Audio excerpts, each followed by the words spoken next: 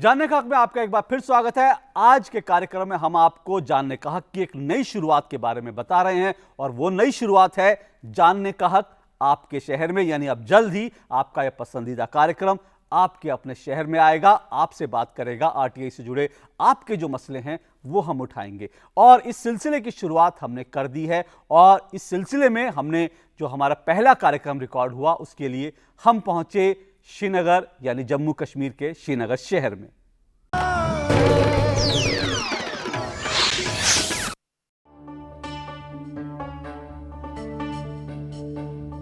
जम्मू कश्मीर देश का वह सूबा है जिसे देश में संविधान के तहत विशेष अधिकार हासिल है और पारदर्शिता वहां हमेशा से एक बड़ा मसला रहा है। जानने का हक आपके शहर में की शुरुआत हमने की है धरती के स्वर्ग कहे जाने वाले जम्मू कश्मीर से।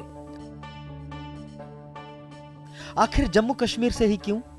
इसीलिए कि वहां सूचना के अधिकार का युवाओं ने खूब बढ़ चढ़कर इस्तेमाल करना शुरू किया है और राज्य सरकार प्रशासन को न सिर्फ जवाबदेह बनाया है बल्कि मुख्यमंत्री को भी एहसास कराया है कि राज्य में किस तरह से हेलीकॉप्टर का इस्तेमाल हुआ है।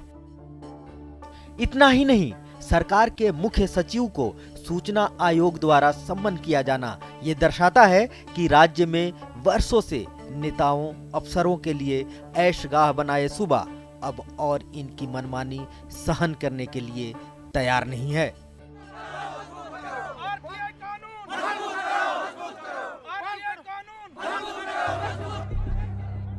लेकिन नवयुवकों ने पारदर्शी शासन की नींव डाली ही थी कि बड़े बड़े पदों पर आसीन अधिकारियों ने जम्मू कश्मीर आरटीआई एक्ट 2009 में संशोधन कर आरटीआई एक्ट 2012 बनाकर न सिर्फ छोटा कर दिया बल्कि कमजोर भी कर दिया और इस पर सरकार ने बिना किसी से मशवरा किए मुहर भी लगा दी। इसका विरोध युवाओं बुद्धिजीवियों ने हर स्तर पर किया, बड़े बड़े आंदोलन किए, लेकिन सरकार पर इसका कोई असर नहीं हुआ। आरटीआई के जो जिसके तहत कमिश्नर और चीफ इंफॉर्मेशन कमिश्नर बने हुए हैं उनको सरकार जवाबदेह बनाए। जी, जवाबदेह बनाने का एक तरीका ये भी है कि जहाँ जहाँ कानून में संशोधन किया गया है, रूल्स में संशोधन किया गया है, इसको कमज़ोर किया गया, जैसे शिकायत मिली है जी, तो उसको दुरुस्त करने की ज़रूरत है। जानने का हक आपके शहर में की शूटिंग के लिए हमारी टीम कश्मीर पहुंची। श्रीनगर के शेरे कश्मीर कन्वेंशन सेंटर के विशाल प्रांगण में जानने का हक का सेट लगा और कार्यक्रम की रिकॉर्डिंग के लिए जम्मू कश्मीर के गणमान्य लोग हमारे मंच पर इकट्ठा हुए।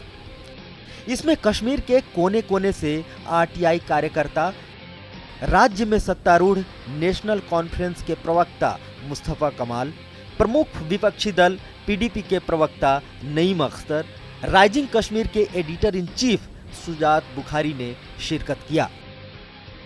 कार्यक्रम में कश्मीर में आरटीआई से जुड़े तमाम मुद्दों पर चर्चा हुई। आरटीआई कार्यकर्ताओं ने सरकार में बैठे नेताओं से सवाल तो पूछे ही विपक्ष को भी कटघरे में खड़ा किया।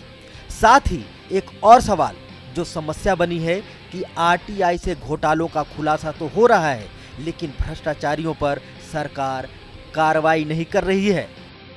हुकूमत के पास अभी भी टाइम है कि ये इस आरटीआई एक्ट को जो है इसको वाकई मीनिंगफुल एक्ट बनाए। जी, इससे एक रेवोल्यूशन आने की उम्मीद है जी। और ख़ास तौर से मैं और दोबारा जोर दूंगा, आई विल रिटरेट इट कि करप्शन जो है, करप्शन को ख़त्म करने के लिए आरटीआई एक इतना अच्छा टूल है बिल्कुल, जिससे इसमें मदद मिलेगी। खास बात ये रही कि नेशनल कॉन्फ्रेंस के नेता मुस्तफा कमाल ने जानने का हक के मंच से जम्मू कश्मीर की आवाम से वायदा किया कि सरकार के सामने और विधानसभा में आरटीआई एक्ट में हुए संशोधन सहित तमाम मुद्दों को उठाएंगे। जानने का हक आपके शहर में शेरे कश्मीर के जो कन्वेंशन सेंटर है वहाँ पर सूफी साहब जो वहाँ के मुख्य सूचना आयुक्त हैं उनको भी आना था लेकिन ऐन वक्त पर वो नहीं आए। जी हाँ, जब आरटीआई कार्यकर्ता से इस मामले में हमारी बातचीत हुई तो उन्होंने कहा कि इस तरीके के जो प्रोग्राम है उसमें जो सूफी साहब हैं, जो वहाँ के मुख्य सूचना आयुक्त हैं, वो शिरकत ही नहीं करना चाहते और ना ही वो किसी तरह का जवाब देना चाहते हैं। लेकिन देखने वाली बात है कि यहाँ पर जो प्रोग्राम शूट हुआ उसमें बहुत पॉजिटिव चीज़ें जो है निकल करके सामने आई है कि अब सरकार कम से कम सरकार के सामने सब मामले उठाए जाएंगे। तो इंतज़ार कीजिए, जानने का हक आपके शहर में जल्द आ रहा है। Vinod Kumar Chaudhary, DD news.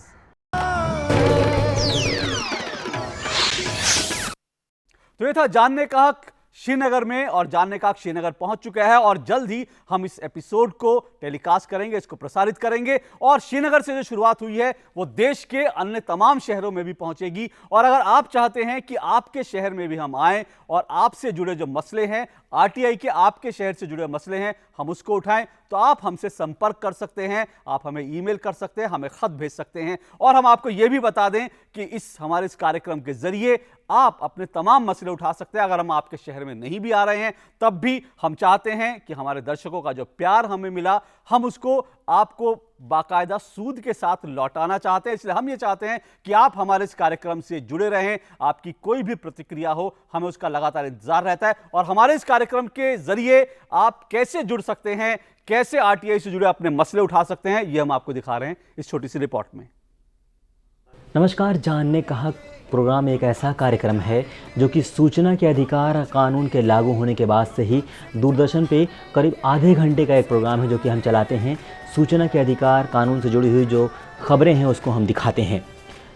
हमारी ये कोशिश रहती है कि जो सूचना के अधिकार कानून के तहत आप आरटीआई का कानून का इस्तेमाल करते हैं, आप कोई मुद्दा है, आप कोई परेशानी है, तो उसको इस बड़े मंच से हम आप देश की जनता के सामने उठाने की कोशिश करते हैं।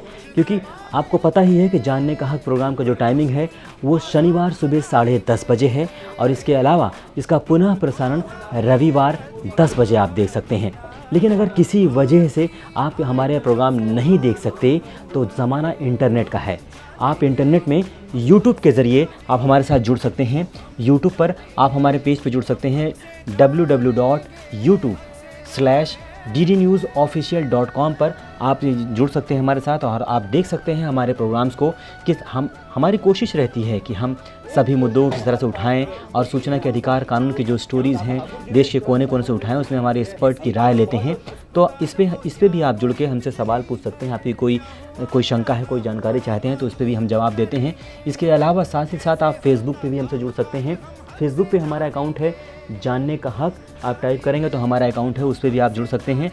और यहाँ भी आप सीधे तौर पे हमसे सवाल कर सकते हैं। कोई भी आपको सूचना के अधिकार कानून से जुड़ी हुई कोई सूचना चाहते हैं, आपकी कोई स्टोरीज़ हैं जो कि आप चाहते हैं कि उसको आप देश के सामने रखना चाहते हैं, कोई आपके कानून के तहत आपको सूचनाएं नहीं मिल रही हैं, उसके तहत कुछ सूचना चाहते हैं, तो वो भी हम सीधे तौर पर जवाब देते हैं।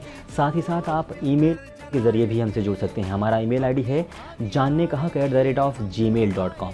आप इससे भी हमसे सवाल जवाब कर सकते हैं। इसका हम पूरी कोशिश रहती है कि आपका हम सीधे तौर पे जवाब दें और दूरदर्शन की ये जानने का हक की टीम भी कोशिश रहेगी कि आपकी सभी शंकाओं का हम अपने इस जानने का हक प्रोग्राम के ज़रिए समस्याओं का समाधान पूरी तत्परता से साथ करें। नई दिल्ली से कैमरामैन सुशील शर्मा के साथ मोहम्मद आकिब खान, डीडी न्यूज़। जी हाँ, तो हम चाहते हैं कि आप हमारे कार्यक्रम के जरिए ही नहीं बल्कि हमारे ईमेल के जरिए, हमारे ट्विटर हैंडल के जरिए और इसके अलावा यूट्यूब के जरिए भी आप हमारे साथ लगातार जुड़े रहें। क्योंकि आरटीआई से जुड़ा देश का कोई भी मसला, कोई भी सवाल हो, हम अपने इस कार्यक्रम में जरूर उठाएंगे, ये हम आपसे वायदा करते हैं। और हमने आपको बताया कि जानने का हक की नई शुरुआत क्या है और जानने का हक आपके शहर में वो क्या है। लेकिन इस बीच देश भर में जो कुछ हुआ वो सब समेट के ला रहे हैं हमारे संवाददाता आरटीआई इस हफ्ते में। सुषमा सिंह होंगी नई मुख्य केंद्रीय सूचना आयुक्त। जी हां, लगातार दूसरी बार महिला मुख्य केंद्रीय सूचना आयुक्त होंगी। 1972 बैच की झारखंड कैडर की आईएएस अधिकारी हैं सुषमा सिंह। सुषमा सिंह झारखंड की गृह सचिव की पहली महिला गृह सचिव रह चुकी हैं। साथ ही इन्होंने सूचना एवं प्रसारण मंत्रालय में सचिव के पद पर भी काम किया हुआ है। फिलहाल दीपक संधू मुख्य केंद्रीय सूचना आयुक्त हैं। इनके सेवानिवृत्त होने के बाद सुषमा सिंह इस पद पर काबिज होंगी। नेवी में पारिवारिक कला से मरे 330 जवान, जी हाँ, मुंबई के रहने वाले एक आरटीआई आवेदक चेतन कोठारी ने आरटीआई डालकर देश की 3 सेनाओं में यानी कि जो आर्मी, एयरफोर्स और जो नेवी है उसमें आरटीआई डालकर ये जानना चाहा कि जो वहाँ के जवान हैं उनकी कितनी नेचुरल और कितनी अननेचुरल डेथ हुई है। तो इसमें से सिर्फ नेवी के जो जनसूचना अधिकारी उन्होंने जवाब दिया कि सन 2006 से लेकर 2013 के बीच में 29 जवानों ने खुदकुशी की यानी उन्हें मौत का शिकार हुए। इसके साथ उन्होंने 20 साल का भी आंकड़ा दिया। 20 साल में नेवी में 330 जवान मरे और इसमें जो कारण सबसे पहला जो कारण था वो था पारिवारिक कलह। इसके साथ ही जो दूसरा सबसे बड़ा कारण निकल कर आया वो था प्रेम प्रसंग में असफलता, जो यानी कि प्रेम प्रसंग में जो असफलता हुई उसकी वजह से जवानों ने खुदकुशी की। और ये सारी जानकारी है सूचना अधिकार कानून से। उत्तर प्रदेश में सूचना लेना अपने आप में बहुत ही मुश्किल काम है। जी हाँ, मामला आगरा से जुड़ा हुआ है। आगरा में शफी हैदर जाफरी नाम के एक आरटीआई कार्यकर्ता थे जो आत्मदाह करने का प्रयास किया। जी हाँ, उन्होंने सीएमओ चीफ मेडिकल ऑफिसर कार्यालय के सामने आत्मदाह करने का प्रयास किया। दरअसल वो ये जानना चाहते थे, ये सूचना लेना चाह रहे थे कि जो अवैध अस्पताल चल रहे हैं, जो झोला छाप डॉक्टर हैं, जो अवैध क्लिनिक चल रही है, उस पर क्या कार्रवाई सीएमओ द्वारा किया जा रहा है, उस कार्यालय द्वारा किया जा रहा है। तो उन्हें कोई सूचना नहीं दी जा रही थी। हालांकि हाई कोर्ट ने पहले ही इन पर कार्रवाई करने का आदेश दिया था, लेकिन उनके आदेश पर भी कोई कार्रवाई नहीं हो रही थी। जाफरी ने हालांकि सबसे पहले सीएमओ को सूचित किया था कि अगर मुझे सूचना नहीं दी गई कि उन पर क्या कार्रवाई हो रही है तो हम आत्मदाह का प्रयास करेंगे। ये खुद सीएमओ ने माना है। उम्मीद की जानी चाहिए कि अब उन्हें सूचना मिल जाएगी। खबर मुंबई से है। मुंबई में साल 2013 और 14 के बीच करीब 40% ही बच्चों का EWS यानी इकोनॉमिक वीकर सेक्शन के तहत, इस कोटे के तहत बच्चों का दाखिला हुआ है। जबकि आरटीआई कानून के तहत ये कानून में प्रावधान है कि 25% बच्चों को प्राइवेट स्कूलों में इस कोटे के तहत दाखिला दिया जाना चाहिए। सूचना के अधिकार कानून के तहत यह आंकड़ा सामने आया है।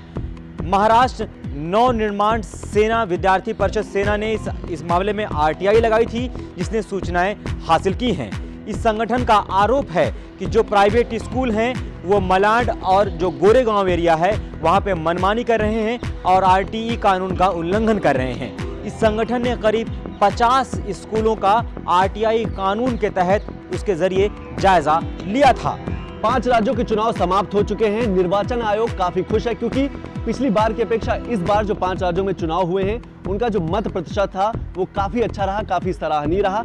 लेकिन जब एक आरटीआई आवेदक ने निर्वाचन आयोग में आरटीआई डालकर ये जानना चाहा कि जो निर्वाचन आयुक्त होते हैं वे एक साल में कितनी यात्राएं करते हैं, वो चाहे देश की यात्राएं हो या फिर विदेश जाके यात्राएं हो, तो जो जानकारी निकल कर आई है वो काफी चौंकाने वाली थी। सन 2008 से लेकर 2009 के बीच में 23 यात्राएं की गई, जिसमें से 63 लाख रुपए का खर्च आया है। इसमें जो पूर्व चुनाव आयुक्त हैं SY कुरैशी ने, उन्होंने 23 यात्राएं की हैं, विदेश की यात्राएं की जिसमें लाखों का खर्च आया। इसके साथ साथ जो वर्तमान चुनाव और निर्वाचन आयुक्त हैं उन्होंने भी इस साल मतलब कई 3 सालों का जो आंकड़ा निकल के आया उसमें 18 से ज्यादा विदेश यात्राएं की हैं, जिसमें लाखों का खर्चा आया है। और ये सारी जानकारी आई है सूचना का अधिकार कानून से, क्योंकि सूचना का अधिकार कानून है इसीलिए पारदर्शिता है।